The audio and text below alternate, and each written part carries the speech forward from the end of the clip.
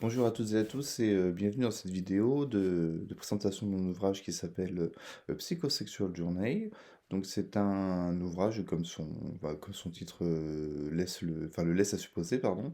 C'est un ouvrage sur la sexualité humaine où c'est plutôt une compilation d'essais qui ont été publiés, on va dire, à titre individuel entre août et décembre 2025 pour la majorité d'entre eux plus deux d'entre eux tout début 2026. Et donc ces essais ont été agrégés dans cet ouvrage que vous avez à l'écran. Et ils s'organisent autour d'une espèce de petite formule qu'on voit là sur la page de couverture et qu'on peut traduire en français par 7 essais, plus 3 plus un et à peu près égal à la naissance. Et je rentrerai en détail après sur le sens et l'explication de cette formule.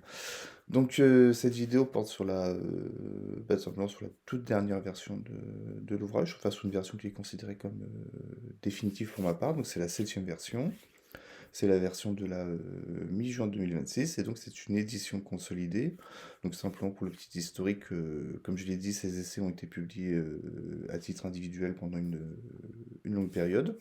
Ils ont bénéficié d'une première agrégation effectivement, dans cet ouvrage en novembre 2025, si je dis pas de bêtises. Et il y a eu un certain nombre de choses qui ont été consolidées, d'où le titre de l'ouvrage édition consolidée, jusqu'à la mi-juin 2026, et donc jusqu'à cette septième version de l'ouvrage. Donc ici, vous avez à l'écran tout simplement l'introduction de l'ouvrage. Donc je rappelle ce que j'ai dit là il y a quelques instants sur on va dire le contexte un peu d'écriture de ce recueil. Donc on parle de 21 essais écrits, comme je le disais, entre août et décembre 2025. Et donc le but de ces essais, c'est d'explorer la sexualité humaine autour d'une problématique qui est mise en valeur là sur la capture d'écran dans l'encart rouge. Et la problématique, c'est comment pouvons-nous devenir nous-mêmes dans un monde qui définit la sexualité à notre place. Et donc, ces essais, pardon, couvrent un spectre qui est assez large. Donc, il y a environ deux essais introspectifs et ensuite des essais sur un grand nombre de sujets. Donc, il y a des sujets, il y a des œuvres culturelles qui sont étudiées, il y a des articles des essais plus juridiques, il y a des choses sur le médical, il y a des choses aussi sur la technologie. Il y a des choses un peu plus peut-être anthropologiques, notamment sur ce qu'on appelle les mythes archaïques. Il y a des choses aussi sur la psychanalyse. Enfin voilà, il y a tout un tas d'essais assez différents. Il y a même une nouvelle graphique. Et tous ces essais s'articulent autour de cette problématique. Donc le but de cette introduction, c'était de rappeler le contexte d'écriture, de préciser les engagements un peu autour de ces essais, de ce recueil. Donc comme indiqué, ce ne sont pas des essais qui ont été écrits, on va dire, à un niveau académique ou de recherche. De toute façon, ce n'était pas l'ambition de l'ouvrage. Et il y a un effort aussi qui a été fait de contextualisation dans l'introduction pour les essais médicaux. Simplement parce que je suis pas praticien, j'ai pas vocation à donner des conseils de santé aux gens, mais il y a deux articles un peu sensibles. Il y a un article sur l'intersexe et un article sur ce qu'on appelle les dysfonctions sexuelles. Et donc il est important pour simplement de rappeler que ce n'est pas des articles de praticiens pour des patients, ce sont des articles de réflexion sur des sujets médicaux, voilà, tout simplement. Et donc, avant de poursuivre, comme vous le voyez à l'écran, et c'est ainsi que l'ouvrage est fait, vous avez toujours un paragraphe en anglais, et ensuite suivi de sa traduction en français et en italique. Donc, ça, c'est un ajout de la septième et donc dernière version de l'ouvrage. Il y a une explication sur la façon dont ce recueil pardon, a été construit et on va dire, sur un peu l'ordre d'ajout des essais au recueil. Et donc, c'est une explication sur la formule. Donc, au tout début, vous avez eu 7 essais qui ont été publiés, on va dire, à titre un peu original. Donc vous avez un premier essai un peu introspectif, enfin, introspectif carrément, sur le stigmate intime. Donc c'est quelque chose de l'ordre effectivement du personnel qui s'appelle Jane and I. Et vous avez vu d'autres essais qui se sont ajoutés. Donc vous avez notamment une analyse du film Alien de Ridley Scott. Vous avez un essai sur la virginité tardive. Vous avez un essai sur le cinéma français, un essai un peu identitaire qui s'appelle The Self as a Flag, donc c'est un peu comment se représenter au travers d'un drapeau. Vous avez un essai sur la prostitution en France et un essai, pareil, de cinéma sur Robocop qui s'appelle Masculinité et Machine. Donc à l'issue de cet essai, dans la foulée, il y a trois essais supplémentaires qui ont été rajoutés. Donc un essai sur Derek Jarman, donc sur le cinéma à la fois britannique, mais surtout, on va dire, bah, oui, enfin, ce qu'on appelle queer. Vous avez un essai sur l'éducation sexuelle, donc une histoire un peu large, on va dire, on va dire, fin des années 1800, enfin, par là, jusqu'à ce qu'on fait de nos jours sur ce sujet. Et vous avez un essai sur la condition intersexe. Ensuite, euh, on va dire, il y a un appendice qui a été constitué avec une série d'essais qui sont plus, c'est pas qu'ils sont mineurs, mais ils sont plus éclectiques. Et ils faisaient pas forcément partie, on va dire, du cœur principal en quelque sorte de l'ouvrage. Mais ce sont des essais qui, pareil, s'inscrivent dans la problématique dont j'ai parlé au début de la vidéo. Donc vous avez un peu de tout. Vous avez un article par exemple sur l'auteur Kerouac, vous avez un article sur les mythes archaïques, vous avez des choses sur la dysfonction sexuelle, vous avez une introduction à la psychanalyse et même une nouvelle graphique. Et donc, euh, cette formule se conclut sur la naissance parce que le dernier essai qui a été ajouté pour, on va dire, finaliser le cycle, c'est un article sur la naissance, enfin la grossesse, l'obstétrique et la néonatologie. Voilà. Donc, euh, donc ça, c'est pour l'organisation un peu générale du recueil. Et dans cette architecture, enfin dans cette explication d'architecture de l'essai, vous avez une explication un peu, je dirais, chronologique, qui explique, on va dire, un peu à quelles époques un peu de ma vie sont nées certaines réflexions présentes dans, dans ce recueil, avec des grandes tranches de vie, donc adolescents, jeunes adultes, etc. Et comment les textes qui ont été mis par écrit entre août et décembre, on va dire un peu l'explication de à quelle période de ma vie ces questions étaient posées. Donc également euh, l'architecture est également présentée en français, enfin comme tout l'ouvrage, tout est bilingue.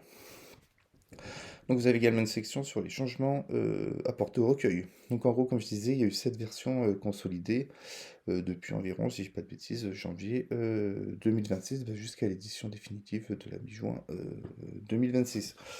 Donc en gros, la dernière édition, ce qu'elle a fait, c'est que essentiellement c'est la grosse correction typographique, orthographique, etc. à travers l'ouvrage. C'est on va dire une phase de correction supplémentaire avec ce qui avait été fait pour l'édition de tout début juin 2026, et puis un effort qui a été fait sur la bibliographie pour mieux lier les essais à des ouvrages un peu comment je pourrais dire, de référence en quelque sorte. C'est pas que les essais ont été écrits sur base de ces ouvrages, mais l'idée c'est que le lecteur puisse avoir un peu pas forcément des sources, mais des pistes de lecture pour comprendre, pour prolonger la lecture. Donc la 6e édition, pour revenir à chaque fois en arrière, la 6e édition, tout début juin, c'est l'ajout de la section architecture qu'on a vue. Il y a une extension de la conclusion générale pour vraiment reprendre tout ce qu'on a exploré à travers l'ensemble des essais dans ce recueil. Et donc une première grosse phase pardon, de correction typographique, coquille, faute d'orthographe, etc. La 5e version, celle qui était parue début mai 2026, c'est une note assez mineure, c'était simplement sur un essai sur les mythes archaïques, donc notamment beaucoup d'ajouts pour avoir plus de profondeur historique, culturelle et aussi notamment, on va dire, psychanalytique. On va faire le lien avec des concepts issus de la psychanalyse. La 4e version, celle qui était parue à la mi-mars, c'est celle qui a vu s'ajouter 2 essais. Donc une introduction à la psychanalyse sous le nom de Whitfield on the Sofa et une nouvelle graphique qui explore, on va dire, l'autonomie intime au travers les yeux d'une jeune femme qui s'appelle Hélène. Il y a une modification qui est apportée à un essai, celui sur le cinéma français de la sexualité. Donc c'est simplement un enfin un remplacement de film, on va dire, dans le classement en quelque sorte. Et 3 essais qui n'étaient pas bilingues. Il y avait 2 essais qui étaient en anglais et un essai qui était uniquement en français. Ces 3 essais ont bénéficié d'une traduction complète pour être bilingue. La troisième édition de l'ouvrage, c'était en mars 2026. Donc là, c'est un gros renforcement sur les deux essais médicaux principaux, donc le DSD et l'intersexe, donc avec notamment plus de, on va dire, de méthodologie, rajout de débats questionnements sur des sujets un peu de société plus récents, et notamment pour l'intersexe, enfin, il y a quelque chose qui est un peu important, c'est d'abord un ajout pardon, sur ce qu'on appelle le consensus de Chicago. Donc c'est pas comme si on a dit que c'était un, un consensus. L'idée de ce consensus, c'était de permettre un peu de mieux définir ce qu'était l'intersexe et ce qu'on pouvait ou devait faire ou pas faire avec de très jeunes enfants ou même des adultes enfin, qui sont dans ces situations. Et il y a un ajout intéressant, c'est sur une chirurgie pas très connue du grand public qui s'appelle, enfin c'est une malformation pardon, qui s'appelle l'extrophie cloacale. Et c'est une chirurgie, enfin c'est une condition pardon, qui est assez grave, qui n'est pas forcément strictement intersexe, mais qui était intéressant à intégrer et à discuter parce que elle pose d'énormes enjeux éthiques. Pour faire un peu simple, tout simplement, l'enfant naît avec une forme de, comment je peux dire, un peu de fissure, vraiment au niveau du bas-ventre, et donc ça impacte souvent le système digestif, urinaire et les organes génitaux, et donc, enfin depuis toujours, hein, les chirurgiens et les médecins sont confrontés à un double problème. Bah, premièrement, bah, il faut sauver l'enfant parce qu'il ne peut pas rester dans cette situation. Mais la chirurgie à faire on va dire sur le coup a un impact très lourd sur l'appareil génital de l'enfant et ça pose d'énormes questions de ce qu'on doit faire ou pas pour le, pour les opérations, on va dire, futures, et notamment, comment je pourrais dire, la façon dont il va être assigné, plutôt fille ou garçon. Et donc voilà, donc c'était intéressant d'intégrer cette opération pour avoir une vision sur un cas, on va dire, très concret. La deuxième version consolidée, donc ça c'était début février 2026. Donc là c'est un ajout plutôt méthodologique, donc chaque essai a bénéficié d'un court paragraphe, on va dire en introduction, pour expliquer un peu ce qu'on fait ou fait pas à l'intérieur de l'essai et un peu les limites. Donc c'est pas forcément un niveau académique, mais ça permet un peu au lecteur de comprendre un peu ce qu'on a essayé de faire ou de pas faire, euh, tout simplement dedans. Euh, et enfin, la toute première version consolidée, donc celle de janvier 2026, qui a un peu posé les bases de l'architecture de l'ouvrage. Donc d'abord, bah, la mise en place d'une introduction générale, donc celle qu'on a vue au tout début de la vidéo.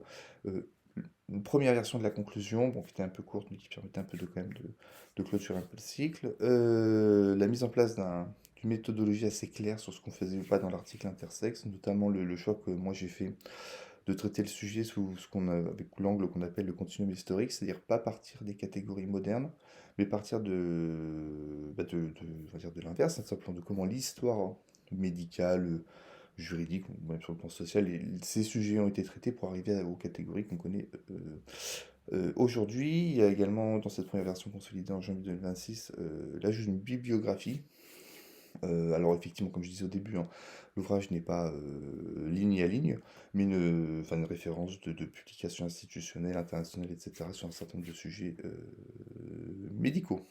Voilà, et c'était à peu près tout effectivement pour la première version consolidée. Donc, à l'écran, vous avez la première table enfin la table des matières, on va dire, un peu principale de l'ouvrage. Donc dans le bloc rouge, vous avez effectivement les 7 essais, les 7 premiers essais publiés. En orange, les trois essais complémentaires. En jaune, vous avez le lien enfin pardon, la référence vers la section, enfin vers l'appendice. Et en noir, vous avez le dernier essai qui symbolise effectivement la naissance, qui s'appelle 40 semaines. Et là, vous avez la table des matières pour l'appendice, donc je ne reviens pas sur l'ensemble des essais, mais voilà, bon, c'est comme ça que c'est organisé. Donc la conclusion de l'ouvrage, l'idée c'était de partir de...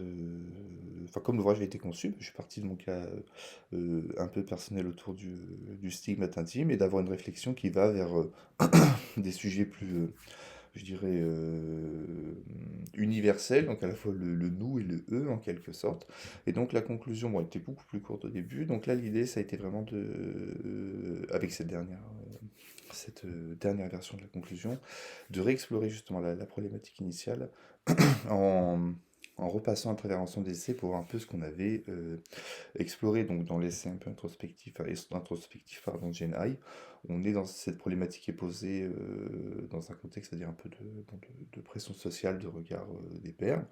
Et comme je disais, le but de l'ouvrage, c'est d'aller vers l'universel, donc de regarder comment cette problématique se pose dans d'autres contextes. Donc par exemple, dans l'essai Analog Dating, on explore l'histoire des applications de rencontres depuis les années 60 avec les premières tentatives avec des ordinateurs à carte perforée jusqu'à Tinder. Et cette question est posée aussi dans des essais comme Intersex, hein, avec des gens qui sont confrontés pour des raisons effectivement de chirurgie médicale ou ce que vous voulez à des pathologies ou à des situations qui impactent pardon, fortement leur identité sexuelle. Vous avez également des discussions sur la prostitution en France avec là, un peu ce double standard, une valorisation entre guillemets d'activités un peu lucratives autour de la sexualité, bon, comme les OnlyFans, etc.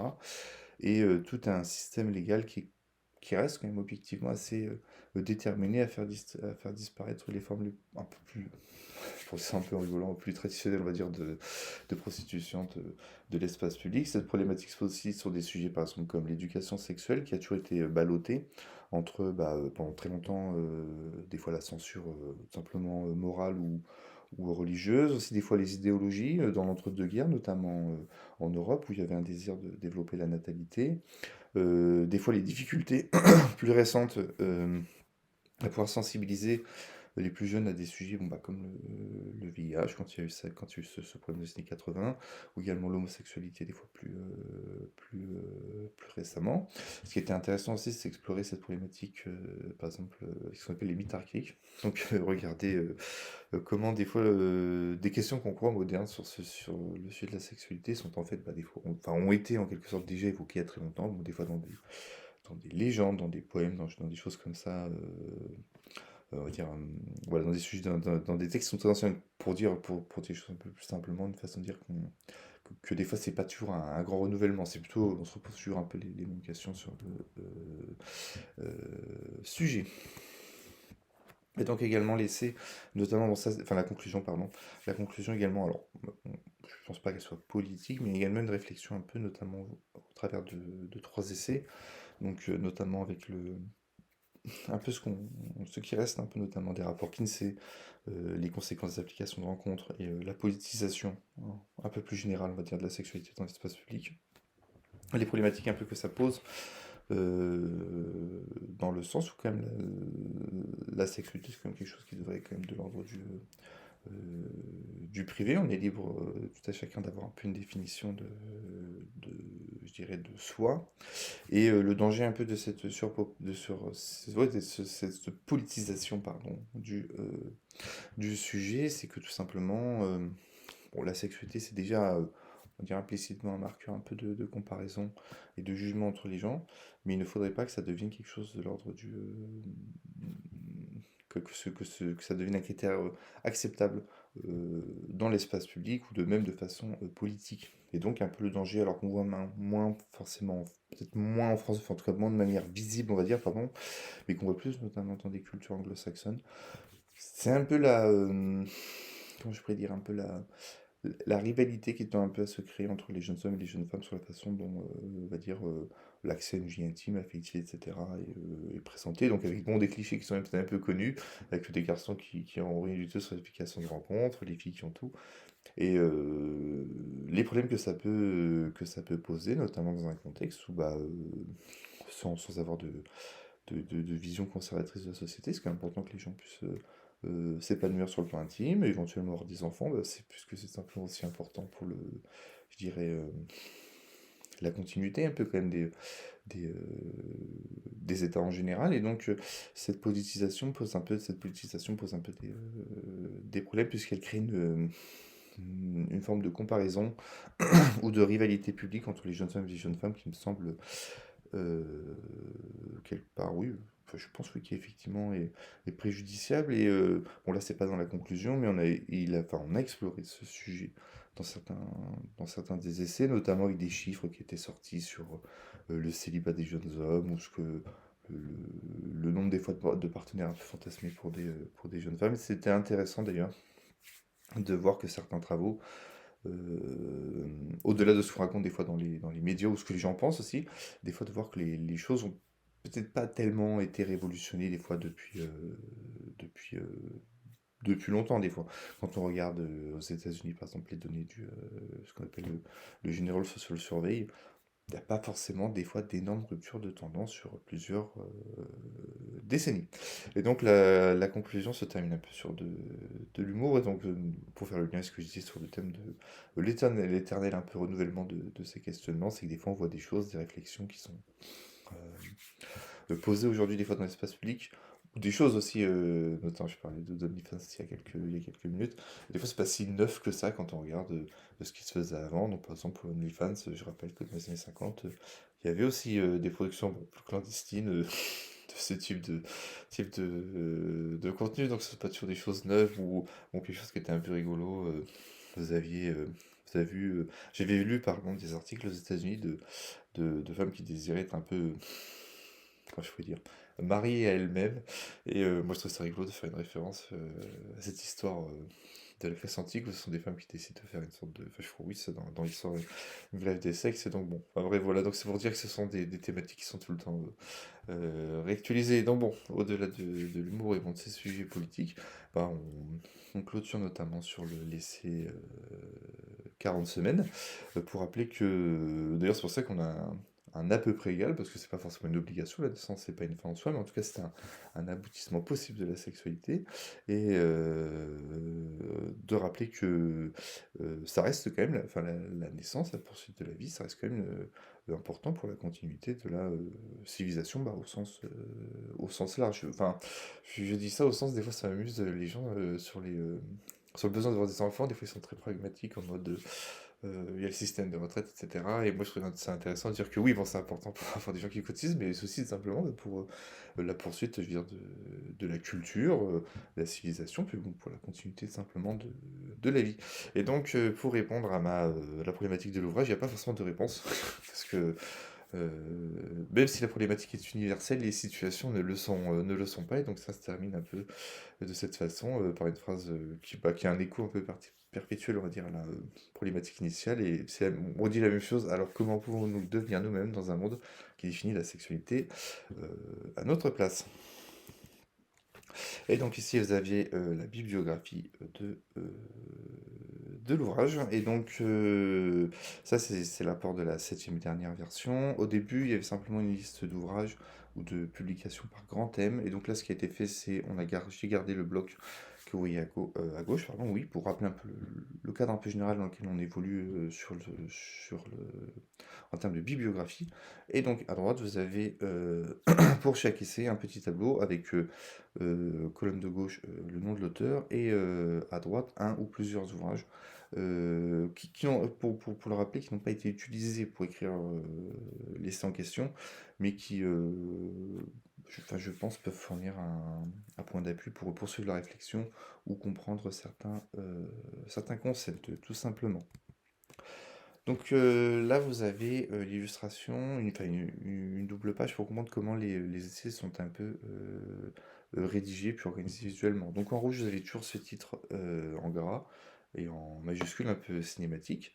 En bleu, juste en dessous, vous avez les notes méthodologiques. Donc pour cet essai, il n'y avait pas il y avait pas des notes méthodologiques, mais il y avait une définition en anglais et en français de la psychanalyse. Mais chaque essai est accompagné d'un bloc comme ça en dessous du titre pour réexpliquer voilà un peu ce que fait ou fait pas l'essai. En orange, vous avez les images. Donc comme vous pouvez le voir, elles ont un côté un peu gravure. Donc effectivement, le texte était rédigé dans un éditeur de texte, il a été extrait en PDF. Et pour uniformiser, pour lui donner ce côté un peu fanzine ou gravure ou dessin, je sais pas comment dire, j'ai appliqué un filtre que j'ai développé moi-même en Python, et donc il fait deux choses, qui transforme effectivement les illustrations un peu comme ça en gravure ou dessin un peu brut en noir et blanc. Et il y a alors ça ne fait pas forcément là comme ça sur l'image, mais il y a un effet qui permet de faire ressortir l'écriture, voilà. Et donc vous avez, comme je l'expliquais au début, toujours le paragraphe d'abord en anglais et ensuite un paragraphe en français, et ainsi de suite pour l'ouvrage. Donc là, je vous donne quelques extraits de l'ouvrage tout simplement pour voir un peu comment ça se enfin, comment l'ouvrage, à quoi l'ouvrage ressemble, pardon, je cherchais le mot. Et donc, voilà, donc vous avez, comme je disais, le bilinguisme, des illustrations retravaillées par le filtre appliqué sur le PDF, donc sur ce côté un peu, ouais, un peu très, un peu, ouais, un peu gravure, un peu très, le trait très forcé, voilà, qui permet de mettre en valeur les illustrations, et surtout ça permet aussi d'harmoniser le ton. Simplement, quand j'ai constitué l'ouvrage, bon, j'ai trouvé des photos d'illustrations qui étaient en couleur pour certaines époques, des fois en noir et blanc. Donc il y a la version, on va dire oui, en couleur sur mon site d'auteur, et vous avez cette version également en noir et blanc, ce qui est un peu plus joli parce que enfin, tout est uniformisé, quoi. Voilà, c'est plus agréable, je trouve.